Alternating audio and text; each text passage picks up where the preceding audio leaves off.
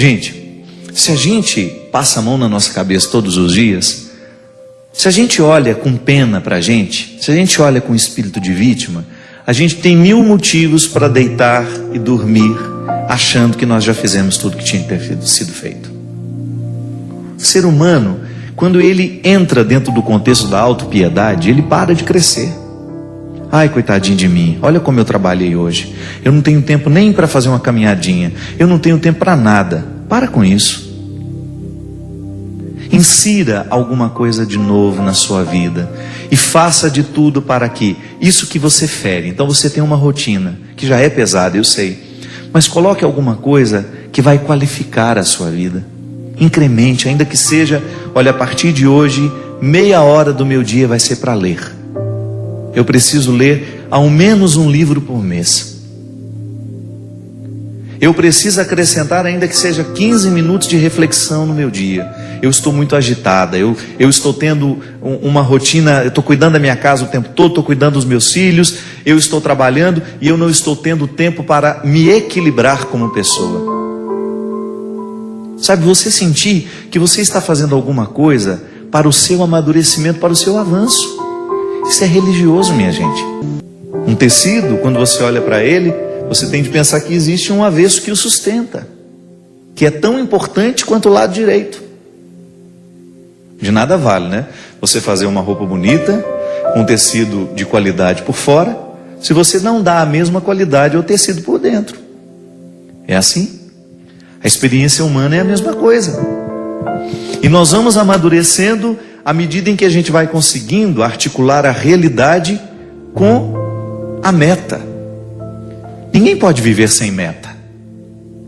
Sem objetivos, um ser humano não vai longe. Mas o objetivo é sempre um fator que está ligado a um ideal.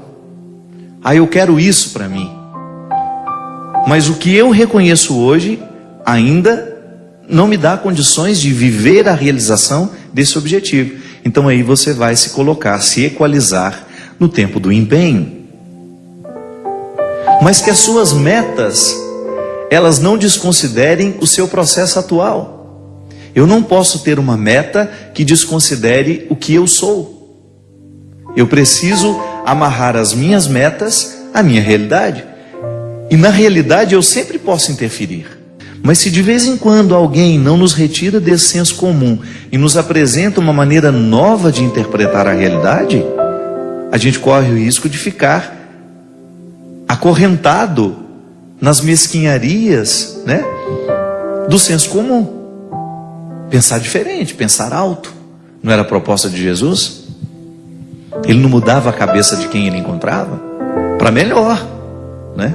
Ele fazia com que aquelas pessoas saíssem de um contexto antigo de interpretação de si mesmo, do outro, do amigo, da política, da religião, e fazia com que aquela pessoa avançasse aqui pela cabeça. O coração só muda depois que a cabeça pensou diferente. E é tão importante, minha gente, você sentir que você não está estagnado. Sabe, então, jogar fora todo esse arsenal de infantilidade que muitas vezes nós levamos. Permitir que Deus retire dos nossos olhos esse óculos que muitas vezes nos faz ver uma realidade cheia de florzinha bonitinha, mas que não corresponde àquilo que é. Olhar o outro com verdade, sem as nossas expectativas. Muitas vezes os nossos encontros não são possíveis, os nossos amores não são possíveis, é porque não é que a gente ama o outro, a gente ama as expectativas que a gente tem do outro. Isso é cruel. Quando a gente joga sobre o outro todas as responsabilidades que nascem da nossa maneira infantil de ver a vida, de ver o mundo, de ver as pessoas. Muitas vezes nós alimentamos visões muito infantis a respeito da vida, do outro, até mesmo da nossa relação com Deus. Quantas vezes nós nos pegamos alimentando um jeito infantil de ser religioso? Que é quando a gente não tem maturidade suficiente para entender que Deus não vai fazer todas as nossas vontades, que não é próprio de quem ama realizar todas as vontades da criatura amada, porque isso significa retirar da criatura amada a oportunidade de crescer com as próprias dificuldades que são próprias da vida, para que a gente tenha condições de compreender este refrão, que o verso tem reverso, que o direito tem um avesso, que o de graça tem seu preço, que a vida tem contrários. Mas mesmo nesses contrários, a gente pode ser muito, muito, muito harmonioso. E que a grandeza de uma alma depende justamente da capacidade que essa alma tem de reconciliar os contrários dentro de si. Então a liberdade interior me ajuda a fazer isso. Me ajuda a dar a Deus, me ajuda a perder. Quantas coisas eu já perdi na minha vida? Quantas pessoas eu já perdi na minha vida? Tem gente que tem ciúme do carro e fica bravíssimo, perde todo o equilíbrio quando fica sabendo que alguém usou o carro dele. Ou quando teve um risquinho ali, ele perde a paz, ele não dorme. Nós nos apegamos a situações, nós nos apegamos a pessoas, nós nos apegamos a status, nós nos apegamos até à imagem que temos. Tem gente que não aceita o processo do envelhecimento porque tem um apego à imagem que tinha na juventude. Falta de liberdade interior nos faz ficar cada vez mais apegados. O que é o ciúme? É um apego desordenado a uma pessoa, a uma situação, a um objeto.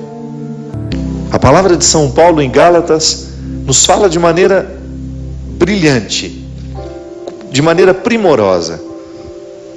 É para sermos verdadeiramente livres que Cristo nos libertou.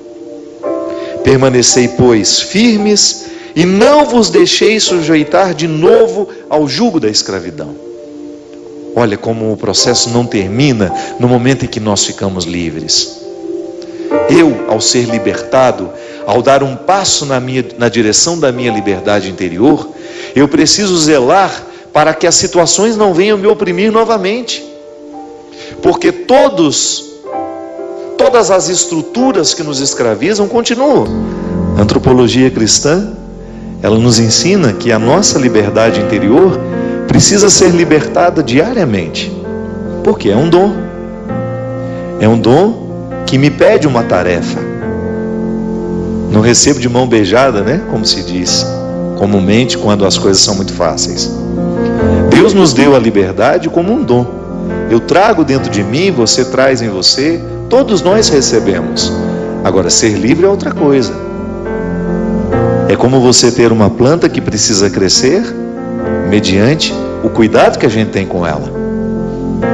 Quando você rega, quando você aduba, para que todo aquele potencial que há na semente se desenvolva e aquela semente possa tornar-se a árvore que potencialmente existe ali dentro. A mesma coisa é a liberdade. Poder dizer, hoje livre sou, é você assumir que você está num processo de libertação da própria liberdade. Minha gente, a liberdade interior talvez seja o valor máximo, o sabor máximo que um ser humano poderia experimentar. Ser livre interiormente facilita tudo, até mesmo a nossa capacidade de administrar o sofrimento. Pode observar, muitas vezes nós sofremos é porque somos apegados, nós não somos livres. Eu me apego a uma mesa, eu me apego a um livro, eu me apego a um sucesso, eu me apego a um emprego, eu me apego a uma pessoa.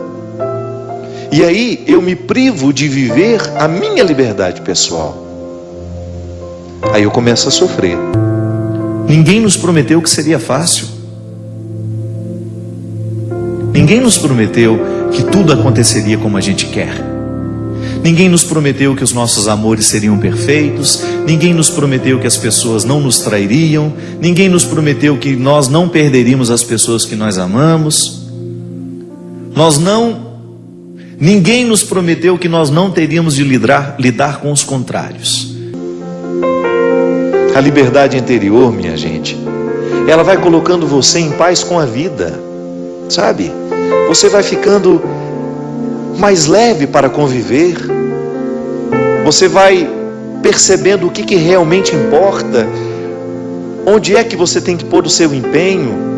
Às vezes a gente passa um tempo da nossa vida insatisfeito, amargurado por causa de bobagens. Por quê? Porque nos falta liberdade interior.